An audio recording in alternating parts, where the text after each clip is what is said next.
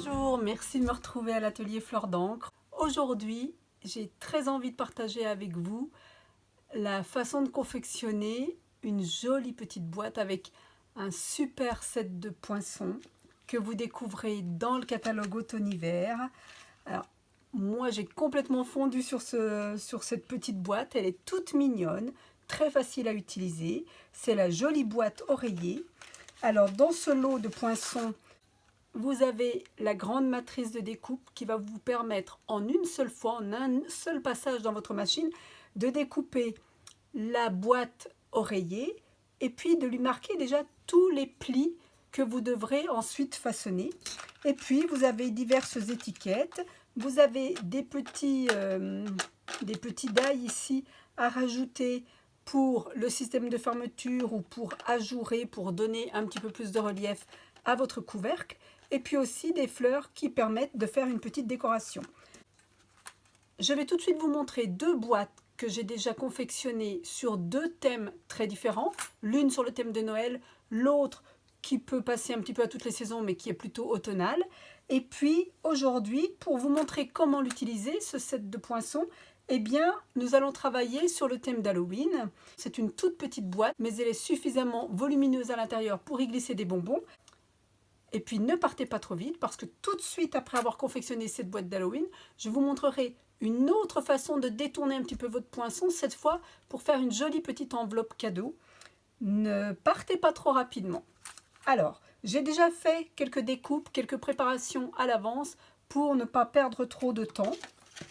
Je vous montre la première boîte confectionnée avec ce set de découpe. Donc, comme je vous le disais, le grand gabarit qui, en le passant une seule fois dans la machine, vous découpe l'intégralité de la boîte. Et puis, en le passant une seconde fois dans la machine, on peut obtenir une seconde découpe de la forme du couvercle. Et avec les poinçons supplémentaires ici, qui permettent de faire des petits jours, eh bien, j'ai ici fait des petites découpes dans le couvercle, pour que la superposition des deux motifs soit plus jolie et plus évidente encore. Et là, vous avez la possibilité soit d'assembler, de coller les deux extrémités de la boîte et d'utiliser le couvercle comme ceci, ou alors vous choisissez de coller le couvercle, mais de laisser un des côtés de l'oreiller ouvert. Alors pour celle-ci, j'ai donc travaillé avec le papier craft et puis avec les papiers design de la série des pains d'épices et bonbons. J'ai utilisé pour fermer ma boîte tout simplement une petite cordelette en lin tressé avec une petite fleur que j'ai découpée avec les petits poinçons du même lot dans du papier rouge que j'ai légèrement tamponné avec un doigt éponge et de l'encre craft blanche et puis une petite perle au centre et on a tout de suite une très jolie petite boîte qui irait parfaitement sur une table de Noël. J'en ai ici une autre que j'ai même proposée en atelier. Et cette fois, j'ai choisi non pas de l'ajourer comme précédemment, mais j'ai choisi d'utiliser ce poinçon qui m'a permis donc de passer ensuite une petite cordelette. Donc en le superposant ici pour le couvercle et en le superposant ici pour avoir les trous qui correspondent et qui soient bien en face. À nouveau, j'ai fait un couvercle un petit peu plus grand que j'ai recollé à l'intérieur pour avoir un peu plus de relief. Et si vous trouvez que ce papier est joli, eh bien sachez qu'il est fait maison. Et je vous remettrai ici le lien de la vidéo dans laquelle je montrais comment réaliser ces feuillages avec des couleurs toutes mélangées. C'est une petite astuce que j'ai partagée avec vous dernièrement. Et vous pourrez donc obtenir le papier avec les couleurs que vous voulez, mais il y a un petit truc en plus pour pouvoir travailler facilement les feuillages en plusieurs couleurs. Donc voilà deux boîtes et aujourd'hui nous en ferons une troisième. Alors je vais mélanger du neuf avec du vieux puisque j'utilise ces poinçons qui sont tout nouveaux au catalogue, mais je vais travailler avec un papier sur le thème d'Halloween des années précédentes parce qu'il m'en reste pas mal. J'ai donc déjà découpé avec mon grand poinçon ici mon papier avec les petits fantômes. Je n'ai plus qu'à façonner la forme de la boîte sur les plis qui sont déjà appuyés, qui sont déjà marqués grâce à notre die. Vous voyez, c'est extrêmement facile. Avec cette découpe, vous avez besoin d'un petit emballage de dernière minute. C'est super facile et très très rapide à utiliser. Il nous restera ensuite à former la boîte et à la fermer. Mais, bien entendu, j'ai envie de lui donner un petit peu de relief à elle aussi. Donc je vais redécouper et là je vais vous montrer comment je passe dans ma machine pour avoir une bordure festonnée qui se superpose ici sous mon motif de fantôme. Pour ça, je prends donc ma Stampin' Cut. Et alors l'idéal c'est d'avoir un morceau de papier avec un côté déjà parfaitement droit. Et puis il va falloir venir le poser sous notre découpe de façon à ce que ici, je vais essayer de faire pour que vous le voyez bien, ici la forme du couvercle des deux côtés soit à la limite du bord droit de notre papier. Donc je place au mieux ma découpe. Ma façon de procéder pour que ce soit plus facile de pincer correctement mon papier sous mon die sans qu'il bouge, eh bien c'est de venir glisser ma plaque ici par l'autre côté de ma machine.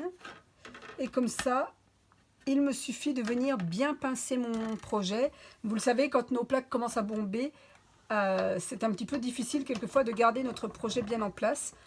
Avec ce procédé, quand vous avez une toute petite découpe à faire, eh bien ça permet vraiment de garder votre die bien en place sur le papier.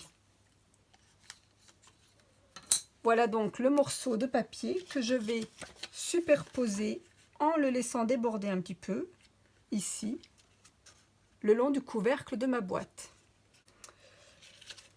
Et pour celle-ci de boîte, eh bien, je vais ajourer très légèrement ici mon couvercle avec un die que je ne vous ai pas encore montré. Celui-ci, il ne fait que des petites encoches que nous allons pouvoir relever pour donner un petit peu de relief à notre couvercle. Il suffit donc à nouveau de venir placer la découpe parallèlement à la bordure de notre couvercle.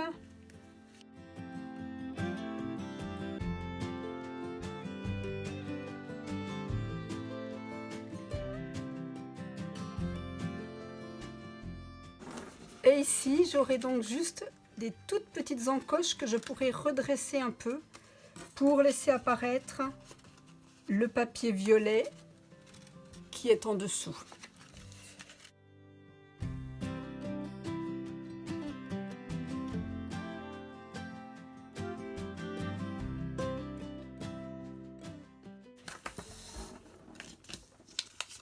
Je vais coller ma petite bordure en dessous. Et pour coller les deux papiers superposés, eh bien, je vais préférer mettre de la colle directement à l'intérieur ici de mon couvercle, en prenant soin de ne pas en mettre derrière les petits onglets qui doivent se soulever par la suite, et en ne venant pas trop près ici du bord du couvercle.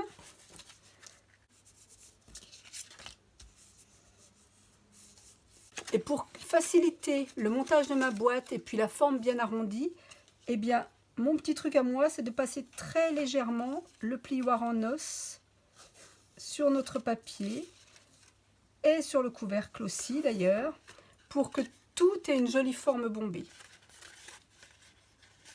Afin d'avoir un devant de boîte parfait et très joli, je vais prendre soin de mettre ces onglets-là à l'intérieur, ce qui fait que lorsque ma boîte sera montée, eh bien ici, il n'y aura rien qui déborde. J'assemble tout ça, je colle et on continue ensemble.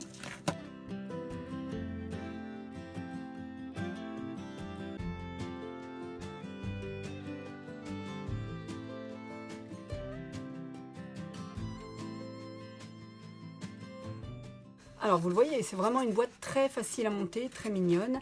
On peut facilement y glisser, lorsque c'est une boîte pour Noël, une papillote ou 2 petits chocolats. Je vous l'ai dit, je travaille avec d'anciens produits mélangés à de nouvelles collections. Pour ce qui est nouveau, j'utilise donc les poinçons et j'utiliserai le ruban qui est actuellement au catalogue, d'ailleurs qui est présenté avec des produits d'Halloween qui sont très très beaux, encore une fois. Chaque fois, Stampin' Up nous gâte avec le thème d'Halloween. Il y a toujours de très jolies choses. Ici, vous avez les boîtes en forme de pierre tombale et puis des papiers noirs scintillants. Vous avez de très jolis tampons. Il y en a encore ici et vous le voyez, vous avez ce petit ruban Vichy noir et blanc qui d'ailleurs peut être teinté avec nos Stampin' Blends, avec nos feutres à alcool pour avoir un ruban noir et violet, pourquoi pas, ou noir orange, peu importe. Vous pouvez en tout cas le décliner dans d'autres couleurs pour faire Halloween. Je vous signale, si vous aimez les boîtes pour offrir les bonbons aux enfants au moment d'Halloween, alors ici il y a les pierres tombales, mais il me semble que sur le coin des bonnes affaires, sur ma boutique en ligne, je vous remets le lien en barre d'infos, eh bien vous pourrez encore découvrir les boîtes cercueils qui étaient proposées les années précédentes et qui sont en promotion. C'est une façon de faire fabriquer aussi la boîte aux enfants en période d'Halloween. Ce sera les vacances à ce moment-là et ça peut être sympa de leur trouver du bricolage à faire. Donc allez voir le coin des bonnes affaires, il y a les boîtes cercueils. Et puis si vous voulez changer un petit peu, eh bien cette année, il y a ces boîtes-là en forme de pierre tombale. Pour ma part, cette fois, je n'ai pas craqué sur les collections d'Halloween, bien qu'il y en a une qui me fait encore un petit peu d'œil, mais je suis restée raisonnable jusque-là, parce que j'ai déjà plein de choses des collections précédentes. Et là, j'ai choisi d'ailleurs de travailler avec le message Open If You Dare de Spooktacular Bash, qui était, je crois, au catalogue il y a 2 ans. Et je découperai mon message avec l'un des poinçons de la collection, qui, eux, sont toujours au catalogue. Vous les trouverez toujours dans le gros catalogue annuel. Et la collection s'appelle Cadre décoré. Il y en a un qui correspond exactement à mon étiquette. Donc, je vais tamponner sur un papier noir mon message à l'encre Versamark pour ensuite l'embosser à chaud. Je choisis de travailler avec la poudre blanc miroitante pour donner un petit peu plus d'éclat à mon étiquette. Donc je tamponne, j'embosse, je découpe mon étiquette et je le découperai aussi d'ailleurs sur une chute de papier qui rappelle le feston ici. Je fais tout ça rapidement et je reviens vers vous pour fignoler la boîte.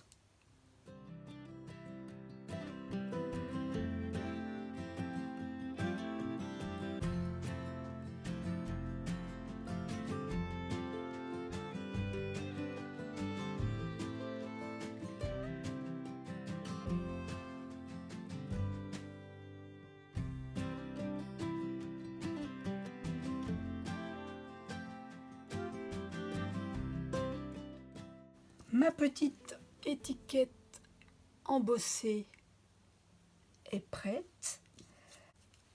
Mon autre étiquette ici, je vais lui donner un peu plus de relief en rapportant un peu d'encre horizon de bruyère sur ses contours.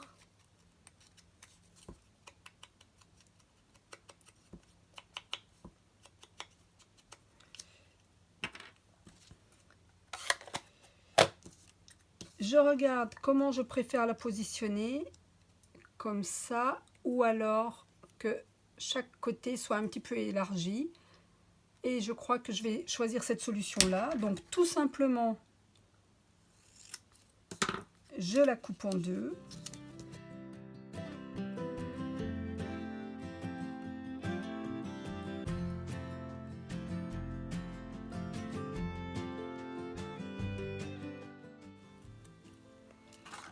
Je vais préparer le ruban qui va venir faire le tour ici de ma boîte.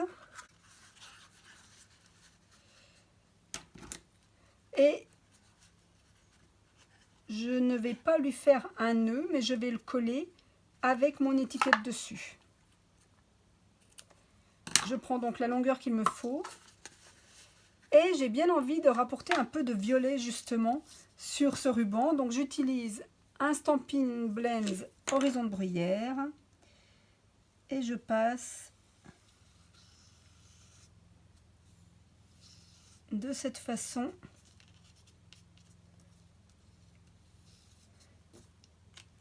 sur mon ruban. Vous voyez comme c'est facile de transformer ce ruban Vichy qui est très mignon. J'aime beaucoup parce qu'il est fin, il n'est pas très large. Mais en plus, on peut lui donner les couleurs qu'on veut. Je choisis de le positionner autour de ma boîte sans trop le serrer pour pouvoir le faire coulisser. Un peu de scotch double face, encore une fois. Je tiens ma boîte fermée.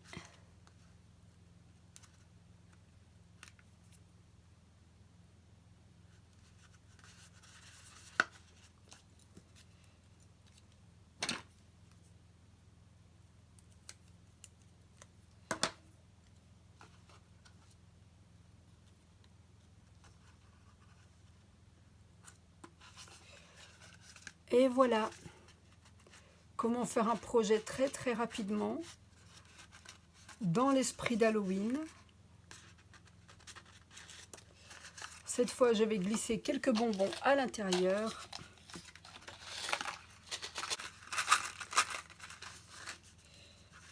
Et puis le petit ruban qu'on coulisse autour de la boîte de cette façon. Et voilà notre petite boîte de friandises pour Halloween qui est terminée en un clin d'œil.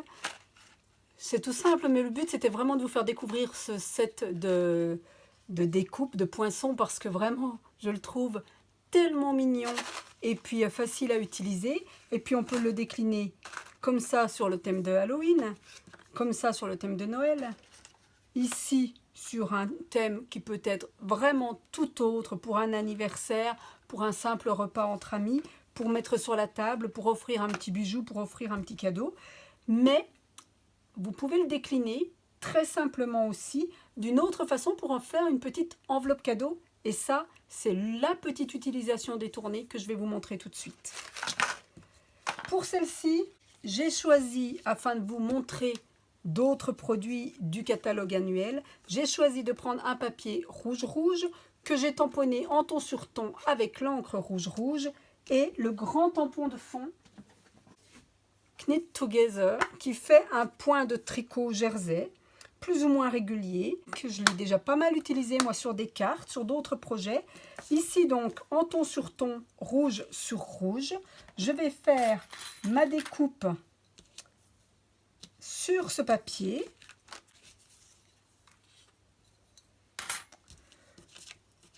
Et cette fois, contrairement à ce que j'ai fait tout à l'heure, je ne vais pas du tout l'arrondir, je vais le garder bien à plat.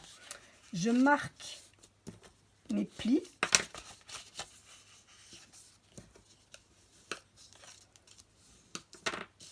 Ici, je ne vais pas rapporter de décoration ou de découpe. Je vais le laisser plein, mais bien sûr, chacun fera selon son envie. Et on va transformer cette petite découpe tout simplement en enveloppe pour y glisser un billet ou une carte cadeau. Donc, les cartes cadeaux ont toutes le même format en général. Ici, c'est une carte pour un abonnement à la médiathèque. Je la place et vous voyez qu'elle tient parfaitement à l'intérieur. Ça fera une très jolie enveloppe. Et il suffit de simplement placer votre carte cadeau à l'intérieur et de venir relever ici les onglets d'assemblage.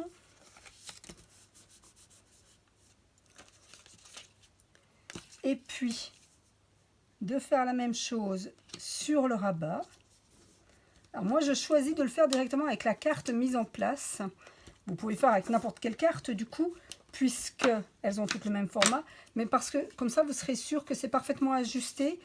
Si vous faites le pli sur votre planche de marquage ou avec votre coupe papier, vous risquez de le faire trop court et de ne plus pouvoir y glisser quoi que ce soit à l'intérieur. Là, on peut dire qu'elle est déjà quasiment terminée. Le petit truc qui me chiffonne un petit peu, qui me gêne un petit peu, c'est qu'on voit très légèrement ici la marque. Alors, et du coup, eh bien moi, je choisis de cacher ces petits plis ici. Je vais vous montrer comment. Je colle d'abord, toujours avec ma Tombow, mes onglets.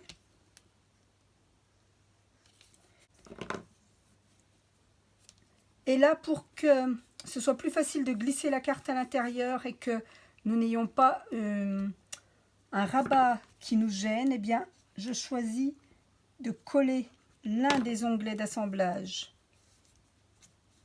sur la base du couvercle.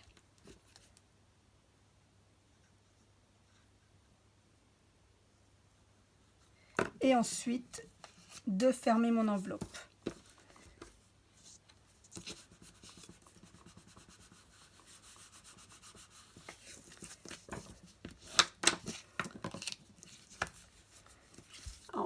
Je trouve que c'est sympa avec l'effet du tricot. Je vais continuer dans l'idée du tricot en utilisant cette fois le set de matrice tricot de Noël, qui d'ailleurs dans le catalogue, si vous choisissez de le commander en même temps que le grand tampon de fond, bénéficie de 10% de réduction. Ce sont des nouveaux produits qui sont en combo, donc achetés ensemble, vous avez 10% de réduction sur le tout. Mais bien sûr, l'un peut s'acheter sans l'autre, comme toujours. Dans ce lot, vous avez plein de matrices différentes pour pouvoir faire des effets de tricot jacquard.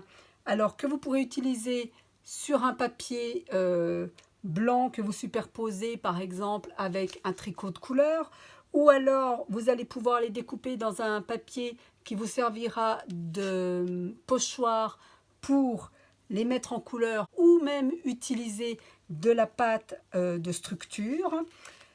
Moi, j'ai découpé ici avec ce poinçon là un petit jacquard que je vais coller tout simplement sur ma bordure pour lui apporter un petit peu de couleur, et puis pour masquer un peu cet effet de pliure.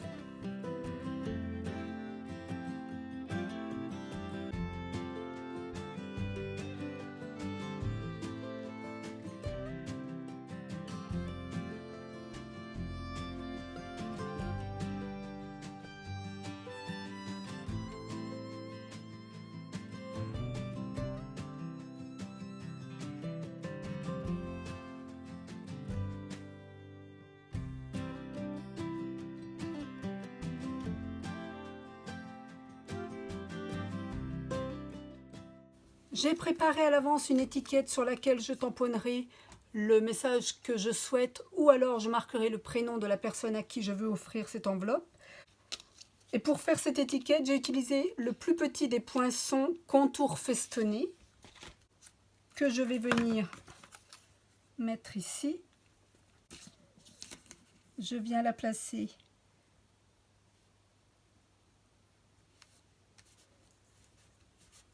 sur mon enveloppe.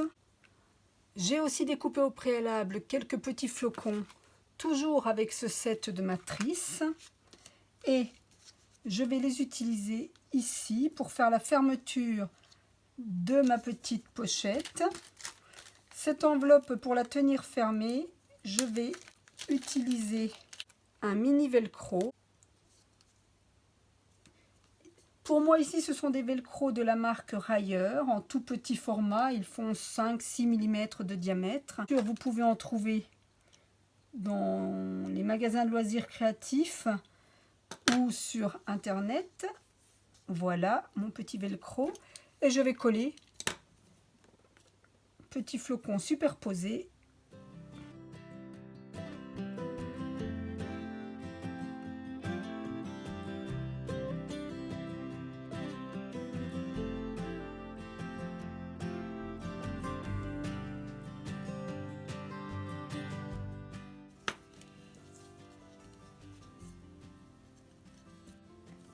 J'ai même envie d'en rajouter un ici à la façon d'un timbre.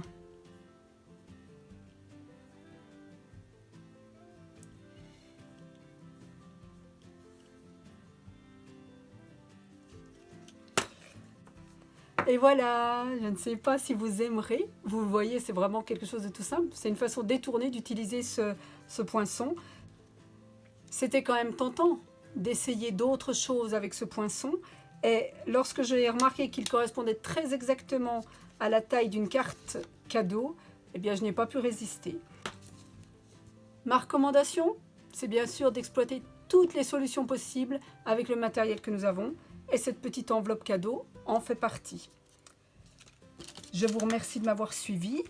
Je vais revenir très bientôt avec ce poinçon à nouveau, mais cette fois pour vous montrer plutôt un format XL de cette boîte oreiller, parce que parmi mes clientes, plusieurs sont tentées par ce poinçon, mais regrettent un petit peu que ce soit vraiment petit. Alors moi, je trouve que c'est suffisant pour y mettre des chocolats, des friandises, éventuellement un bijou, pourquoi pas d'ailleurs de l'argent, un billet, mais j'ai trouvé une autre façon aussi de l'utiliser et ce sera le sujet de la prochaine vidéo. Alors on se retrouve très vite avec la boîte oreiller en format XL.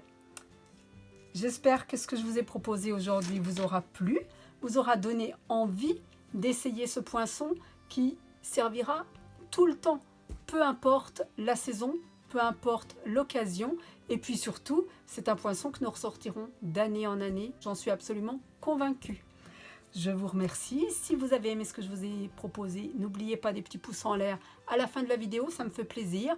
Et puis, si vous souhaitez vous abonner à l'atelier Fleur d'encre, il suffit de cliquer ici à la fin sur les dernières images, sur la pastille de l'atelier Fleur d'encre. Très bientôt, merci.